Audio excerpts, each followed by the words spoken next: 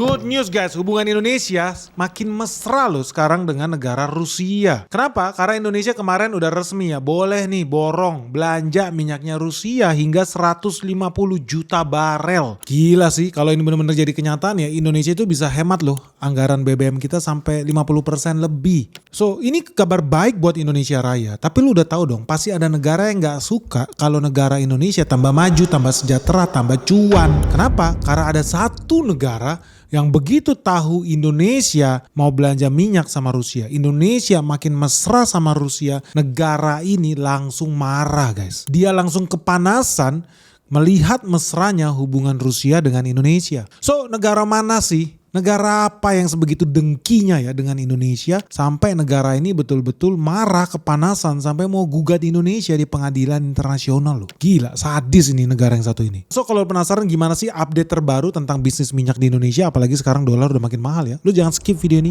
Let's check this out. Jadi udah resmi nih guys, pembelian minyak Rusia ini udah disepakatin ya. Tepatnya pas Presiden Prabowo itu datang ke Rusia. Dia sekitar pertengahan bulan April 2026 kemarin inilah. Nah di situ Indonesia udah bikin pernyataan mereka udah setuju buat beli 150 juta barel minyaknya Rusia. Nah Rusia sendiri sih udah approve buat 100 juta barel di harga diskon guys. Dan kalau Indonesia mau top up lagi dikasih. Sampai udah dicadang ini 50 juta barel lagi. So this is a very good news loh buat negara kita. Kenapa? Karena kabar baik buat Indonesia ketika dunia lagi susah, harga minyak mahal, dolar terus menguat, rupiah melemah. Ya ternyata Rusia rela menjual minyaknya ke Indonesia dengan harga diskon. Diskonnya gak kaleng-kaleng guys, 30-50%. Jadi beda ya dengan diskon yang lu beli di mall-mall tuh, diskon KW. Lu kira diskon 50%, ternyata barangnya udah naikin 2 kali lipat guys. Diskonnya ngadi-ngadi. Enggak, Rusia diskonnya diskon beneran 30-50%. Ini jauh lebih murah dibandingkan kalau Indonesia belanja minyak dari Malaysia. Malu dong, Indonesia belanja minyak dari Singapura, dari negara-negara Arab. Bodoh. Karena sekarang kita punya supplier baru yang bisa kasih harga lebih menarik. Nah sayangnya guys ya, kabar baik ini buat kita semua. Ya ini kabar baik juga buat Rusia dapat customer baru tentunya. Ternyata membuat banyak negara-negara maju itu kepanasan guys. Utamanya ya negara Eropa yang paling rasis sedunia ini. Lu tahu ya, Eropa bahkan mau menerapkan sanksi buat Indonesia. Nah teman-teman tahu nggak, kemarin itu bahkan negara Eropa itu memberikan sanksi loh. Karena ada terminal minyak di Karimun katanya yang menerima shadow fleet. Bahkan menurut Uni Eropa mereka udah masukin Karimun sebagai daftar blacklist karena diduga menerima minyak Rusia yang selama ini dimusuhin nih sama negara-negara Eropa.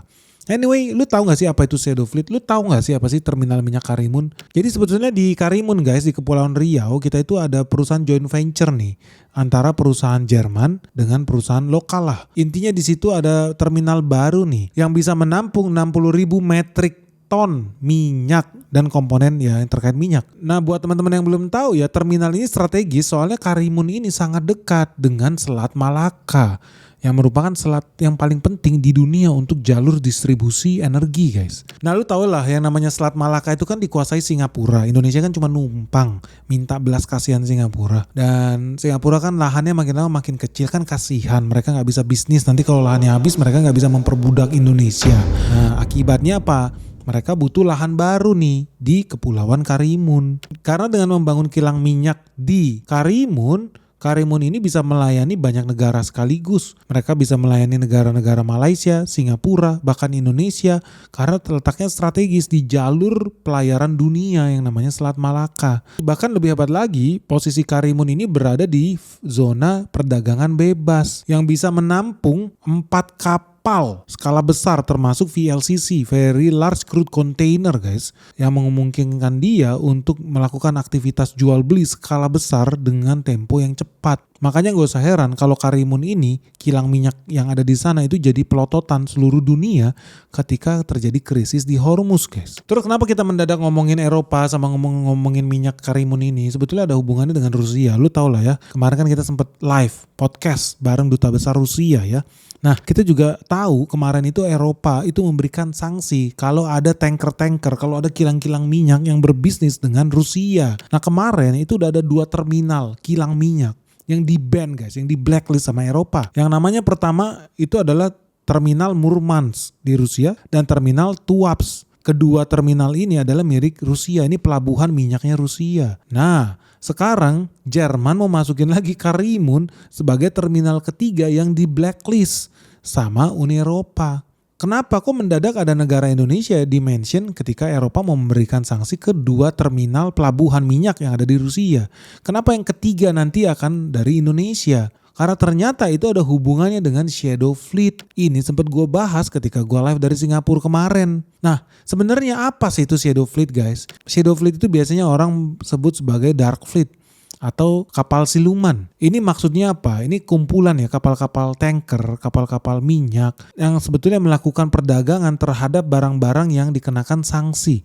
Barang-barang yang beresiko tinggi karena berusaha melawan dominasi barikade Amerika Serikat dan sekutunya. Nah, biasanya mereka ketika melakukan aktivitas perdagangan barang-barang yang kena sanksi ini, mereka terpaksa mau gak mau mereka ganti mereknya, ganti benderanya, ganti pemiliknya, ganti surat-suratnya, ganti tujuannya ataupun negara asalnya. Nah, gambarnya gini guys.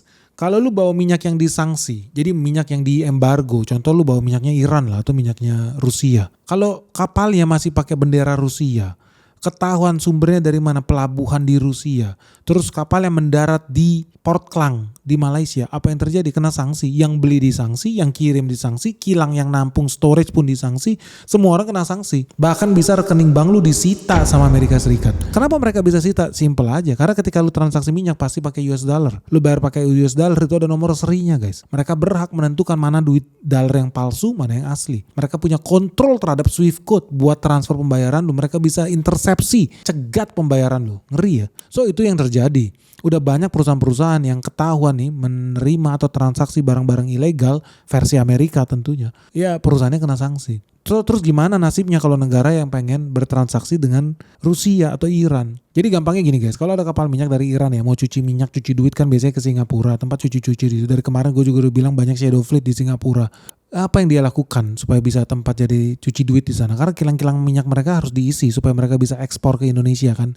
Kan Indonesia senangnya jadi budak Singapura. Tapi harga minyak makin langka, makin susah, makin mahal. So cara gampangnya gimana bisa dapat barang ilegal tanpa dimarahin Amerika Serikat, tanpa di freeze rekening bank lu? Oke, kapalnya dari Iran, minyaknya dari Iran, pelabuhannya dari Iran. Lu bawa nih sampai ke laut lepas, di laut lepas supaya kapal lu aman, barang itu ditransfer ke kapal lain yang namanya perantara nih, tanker in the middleman nih. Kapal ini kemudian bawa lagi nih dari laut lepas. Dia udah nggak pakai bendera Iran, benderanya udah macam-macam, bisa Kolombia, Ekuador. Sebelum mereka masuk Singapura, kapal ini bakal dipindah lagi ke receiver, kapal receiver. Bisa dipecah-pecah jadi beberapa kapal receiver yang lebih kecil. Ini namanya dark fleet karena sebetulnya nggak ketahuan kapal sebenarnya siapa. Karena tadinya bendera Iran berubah jadi bendera Ekuador, kemudian berubah jadi bendera Panama, terus dari Panama parkir di Singapura. Nggak ketahuan minyak sebetulnya dari mana. Karena apa? Mereka udah transaksi di laut lepas sebelum dia sandar ke Singapura. Ini namanya dark fleet. Nah, dark fleet atau shadow fleet ini, ya kemarin kalau lu ikut kita live di Singapura, gua kasih lihat di situ. Ya banyak guys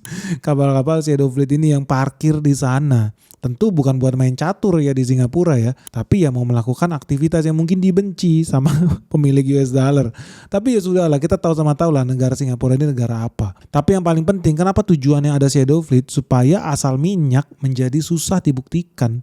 Ya Singapura tinggal bilang, gue ini minyaknya dari Panama. Kalau dikejar Panama, Panama bilang dari Ekuador. Jadi susah lu mau tracing back kembali. Tapi zaman sekarang kan udah gampang, lu bisa nge-track itu dari satelit guys. Memang ada beberapa yang matiin transceivernya, jadi lu gak bisa kedetek, radarnya dimatiin. Tapi yang namanya Eropa ada aja caranya kalau cari kambing hitam. Terus apa hubungannya shadow fleet dengan Indonesia? Jadi buat teman-teman yang belum tahu ya, ada perusahaan mata-mata di Jerman yang spesifik tugasnya men-tracking kapal-kapal yang keluar dari Rusia. Dan menurut mereka, terminal di Karimun di Indonesia itu sudah meningkatkan aktivitas impor produk-produk minyak asal Rusia. Dan saat ini menjadi salah satu pusat transshipment utama untuk minyak Rusia. Artinya di sini ada banyak pedagang di Karimun yang menyimpan kargo minyaknya di sana, transit di sana untuk kemudian dicuci, diubah asal-usulnya, kemudian diekspor kembali menurut sumber-sumber yang melakukan pelacakan data kapal itu. Bahkan sebetulnya sejak Oktober kemarin, menurut Jerman lagi, terminal di Karimun yang berada di zona perdagangan bebas, jaraknya sekitar 37 km di barat dari Singapura, itu sudah menerima kiriman produk minyak Rusia setiap bulannya. Nah, produk ini kemudian diekspor ke Malaysia, ke Singapura dan ke China guys. Jadi ternyata Indonesia dibuat jadi tempat. Guys, ngeri banget ini guys. Perang di Timur Tengah tambah panas dan ujung-ujungnya harga minyak dunia pasti tambah naik. Artinya nih bakal makin banyak loh perusahaan-perusahaan di Indonesia yang tambah rugi, tambah nyungsep. Termasuk juga saham-saham yang ada di IHSG guys. So terus gimana nih caranya supaya lu nggak tambah rugi, lu nggak tambah miskin, lu nggak tambah nyungsep lebih dalam lagi guys? Sebetulnya caranya gampang guys, karena ada di Sekolah Saham BENIX season 10 yang resmi dibuka lagi nih. Nah di sini seru banget guys, karena kali ini lu bakal belajar ya cara menghindari saham-saham yang pasti tambah nyungsep, yang pasti tambah rugi. Dan bukan cuma itu, lu juga bakal belajar cara menemukan nih saham-saham yang bakal diuntungkan justru ketika dunia tambah panas. So buat teman-teman nih, buat kamu-kamu yang masih pemula, masih newbie, masih beginner di dunia saham, dan lu pengen belajar gimana sih cara investasi yang benar dari nol. Nah inilah momen yang paling tepat, ini saat yang paling pas guys. Kenapa? Karena bentar lagi market crash sudah ada di depan mata guys. Kita menuju detik-detik yang menegangkan. Apalagi ya suku bunga di Amerika Serikat bakal makin naik tinggi loh. So kamu pengen tahu nggak sih? Kamu pengen bisa ngerti nggak sih perusahaan mana yang layak buat diinvestasikan, mana yang tidak layak sama sekali. Nah lu gak usah khawatir karena semuanya bakal kita bahas tuntas di Sekolah Saham BENIX season 10 ini. Karena cuma di sini ya kita bakal belajar bareng cara membaca laporan keuangan, ekonomi makro, sektor-sektor unggulan yang ada di IHSG, sampai perusahaan-perusahaan yang bisa jadi penggerak bursa efek Indonesia guys. Apalagi di sini juga ada sesi Ask Me Anything ya. Sesi di mana lu bisa bebas tanya apa aja ke BENIX langsung soal dunia saham dan investasi. So tunggu apa lagi guys? Segera daftarin dirimu sekarang juga. Mumpung sekarang lagi ada diskon 30% nih. Dari yang tadinya harganya 12.300.000, sekarang jadi cuma 8.600.000-an doang guys. Tapi lu inget ya, diskon 30% ini cuma berlaku terbatas. Karena diskon 30% ini cuma untuk 30 orang pertama yang mendaftar Sekolah Saham BENIX sebelum tanggal 30 Mei 2026. So tunggu apa lagi nih? Yuk segera daftarin dirimu sekarang juga. Hubungin WhatsApp admin kita Michelle di 0811 868 959. Atau lu bisa kunjungin website kita juga di www.sekolahsahambenix.com. Oke guys, sampai ketemu ya. Salam sehat, salam cuan. Jadi ternyata Indonesia dibuat jadi tempat cuci minyak. Minyaknya masuk Karimun, dari Karimun dicuci, asal-usulnya digelapin, diganti, terus masuk ke Malaysia, Singapura, dan Cina. Dan gobloknya terus ada negara Kazakhstan, impor dari Singapura dan impor dari Malaysia. Bodoh memang. Tapi ya sudahlah. Itu nasibnya sebagai warga negara Kazakhstan guys. Bahkan menariknya guys ya, menurut Kepler ya, ini perusahaan data intelijen dari Eropa ya, dia nge-tracking loh. Udah lebih dari 500.000 metrik ton. Ini setara 3,2 juta barel minyak dari terminal Ust-Luga di Rusia. Itu udah tiba di Karimun di tahun 2024. Ini udah naik 5 kali lipat dibandingkan tahun 2023. Bukan cuma minyak loh, ada juga impor diesel, solar nih. Itu naik sekitar 1,6 juta barel. Minyak diesel solar asal Rusia yang tiba di Karimun. Ini naik drastis karena sebelumnya nol. Jadi dari nol naik ke 1,6 juta barel. Selain diesel, kita juga ada peningkatan impor nafta sekitar 450.000 barel yang jauh lebih tinggi dibandingkan tahun-tahun sebelumnya. Jadi menurut perusahaan intelijen ini, ya suka nggak suka, Indonesia ternyata udah dijadikan tempat cuci minyak Rusia. Nah lebih gilanya lagi guys, menurut Kepler ya, kapal tanker yang nangkring di Karimun itu kapal-kapal yang sebetulnya udah dikasih sanksi loh sama Uni Eropa, sama Inggris. Nah terus gimana dong guys? Ini kan tuduhan yang serius ya, bahwa Indonesia menjadi tempat bukan cuma cuci duit, tapi jadi tempat cuci minyak yang ujung-ujungnya memperkaya orang Singapura, mafia-mafia Malaysia. Apakah orang Karimun terima-terima aja tuduhan tersebut? Ternyata enggak sih. Ini ditepis nih sama pengusaha terminal minyak yang ada di Karimun. Menurut mereka, laporan tersebut tidak akurat, tidak terverifikasi, dan menyesatkan. Dan itu tidak mencerminkan kondisi sebenarnya dari fasilitas yang ada di Karimun. Nah, perusahaan di Karimun ini bilang mereka sebetulnya nggak punya tangki minyak mentah. Mereka juga tidak mengoperasikan fasilitas penyimpanan maupun penanganan minyak mentah, apalagi minyak Rusia. Jadi, menurut manajemen Karimun, setiap tuduhan yang menyiratkan bahwa Karimun memfasilitasi penyimpanan, penyamaran, pencampuran, atau pemindahan minyak mentah Rusia itu tidak benar. Gitu loh guys. Wah seru nih dinamikanya nih guys. Tapi ternyata pertanyaannya gini sih.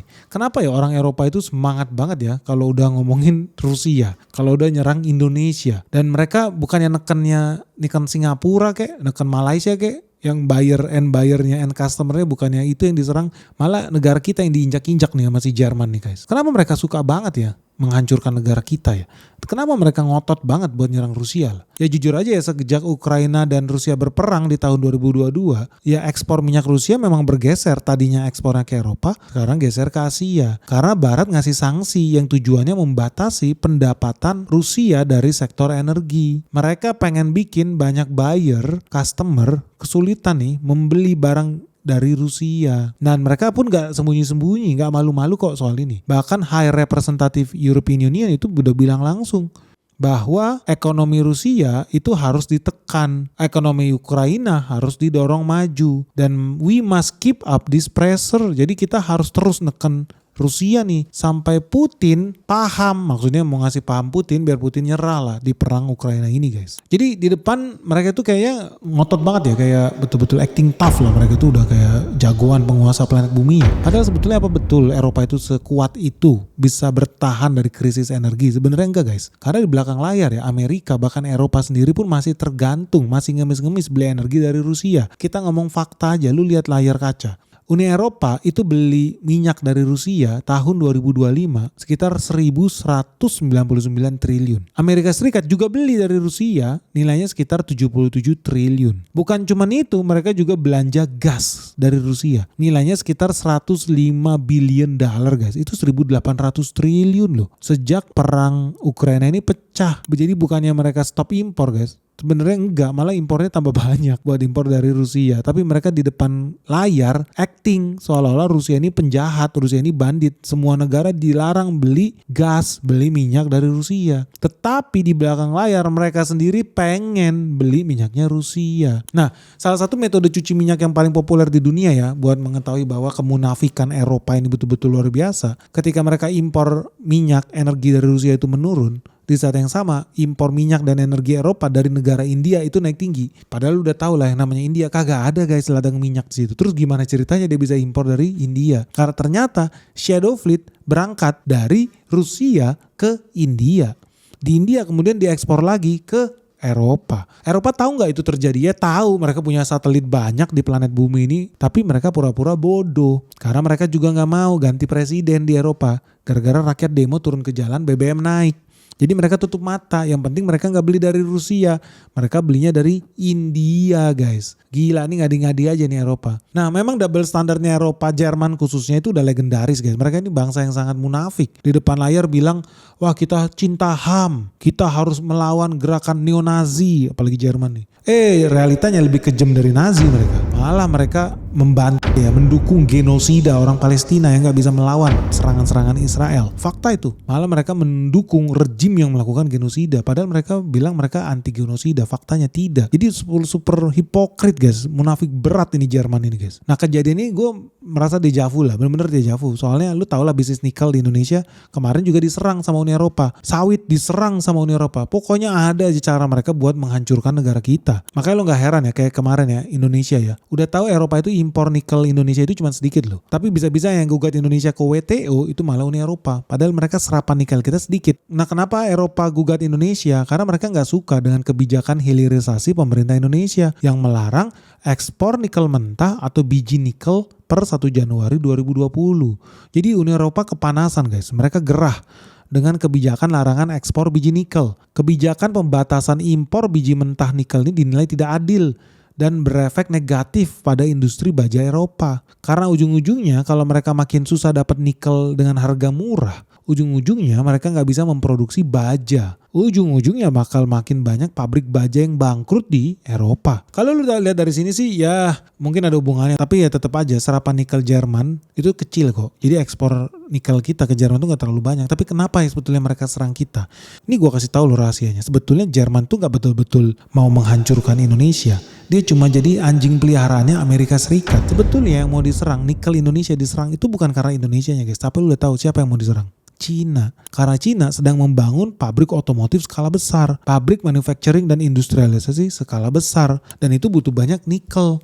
Makanya Jerman dan Amerika Serikat bersekutu. Sebetulnya ini adalah perang antara Cina dan Amerika Serikat. Amerika Serikat tidak akan membiarkan Cina itu jadi negara kaya raya, manufacturingnya maju, industrialisasinya pesat, termasuk industri otomotifnya tambah kaya raya, BYD lah, GWM lah, Chery lah, Wuling lah, panas mereka. Jerman, Oh, satu frekuensi. Karena Jerman juga ada kepentingan melindungi bisnis mobil Mercy-nya, BMW-nya lah, Porsche-nya lah. Mereka nggak mau guys, nanti bisa bangkrut tuh Audi. So apa yang mereka lakukan? Satu sinkron nih kita nih, satu frekuensi nih. Hancurkan bisnis mobil listrik Cina. Cina nggak bisa menang. Cina bisa jadi penguasa otomotif dunia nih, bahaya nih. Karena pabrik-pabrik mobil bisa dirubah jadi pabrik senjata, pabrik tank, pabrik pesawat. Faktanya begitu. BMW dulu baru bikin pesawat jet, BMW dulu bikin pesawat pembom. Itu fakta guys buat perang. Mereka takut perang dunia 3 pecah. Pabrik otomotif mereka bangkrut. Mereka nggak bisa bikin mesin-mesin perang. So apa yang dilakukan Jerman? Mereka menyerang Indonesia. Ya bukan karena Indonesia ekspor ke Jermannya berkurang, tidak sama sekali. Tapi karena mayoritas produksi nikel Indonesia diserap oleh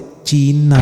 Jadi ini adalah kode keras dari Jerman. Lu stop ya berteman dengan Cina. Kalau enggak gua larang produk-produk lu masuk ke Eropa. Itu guys. Makanya lu jangan heran ya, Indonesia itu kalau udah tahu begitu harusnya kita justru dukung nih hilirisasi nikel, hilirisasi batu baterai, biar makin kebakaran jenggot nih pabrik-pabrik mobil yang ada di Jerman, biar makin PHK massal guys. Setuju gak lo guys? Dan lu gak usah heran ya, ujung-ujungnya apa? Memang jadi kenyataan banyak pabrik-pabrik baja di Eropa yang terancam tutup, terpaksa PHK. Jadi per hari ini aja guys, itu udah dihitung ya. Banyak pemain utama besi baja di Eropa itu bakal bangkrut. Contoh Acerinox, Aperam, Outokumpu, Asahi Specialiterni.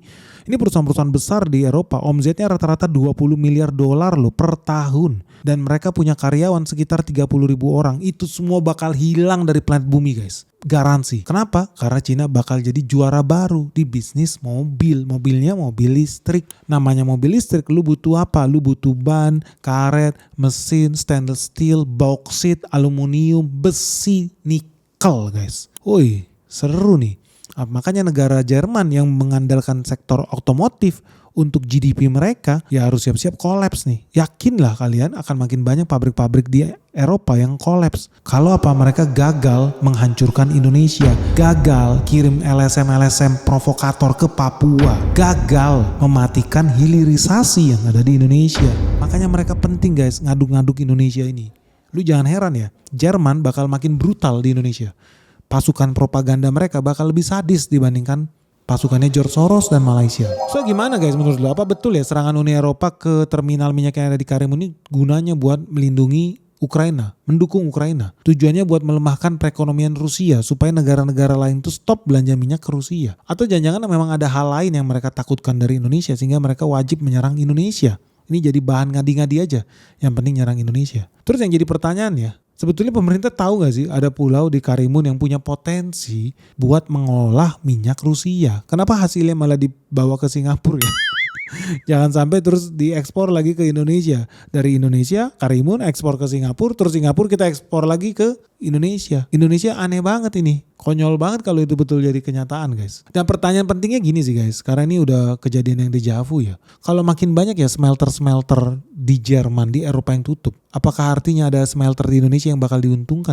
Menurut kalian perusahaan apa nih yang pasti diuntungkan di Indonesia dari tutupnya smelter-smelter yang ada di Jerman guys? Jangan lupa segera share video kita sebanyak-banyaknya, like, dan subscribe ya channel kita sekarang juga. Semoga video yang bermanfaat. Salam sehat, salam cuan, bye-bye.